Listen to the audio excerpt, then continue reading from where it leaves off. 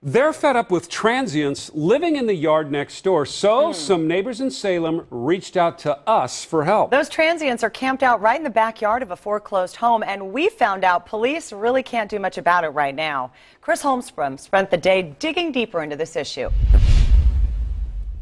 I found out this home has been vacant for about 2 years, and now neighbors tell me new people have moved in and they're living in the backyard. This is where they camp out. They have brought mattresses and blankets. Rick DeFries lives right next door to this foreclosed home. He says in the last 2 years, it's become a nuisance. Garbage thrown all over the place.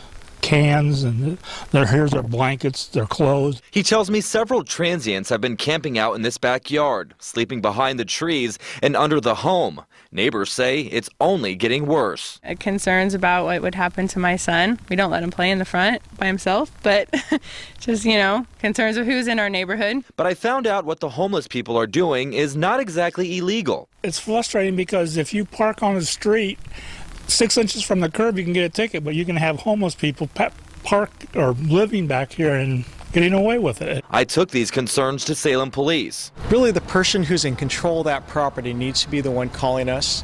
They need to be issuing any type of trespass warnings to those people that are there. I learned property owners have two options. They can either call police directly or apply for a trespassing letter of consent. This allows police to make arrests whenever anybody is on the property. They are required to post no trespassing signs very clearly on that property. And what that basically does is allows us, when we find people trespassing, we can make that arrest immediately. So I called the property owner. I wanted to know if they had any plans to issue a no trespassing letter with the city. Hi, Derek. This is Chris Holmstrom calling with KOIN 6 News. No answer, but I did leave a message. In the meantime, it's a waiting game for these neighbors. There's nothing that we can do until we get that. They're allowed to live here.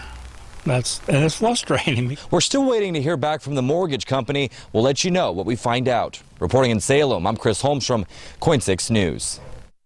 Chris, thank you. And of course, we will continue to follow this story and let you know if anything changes on that property.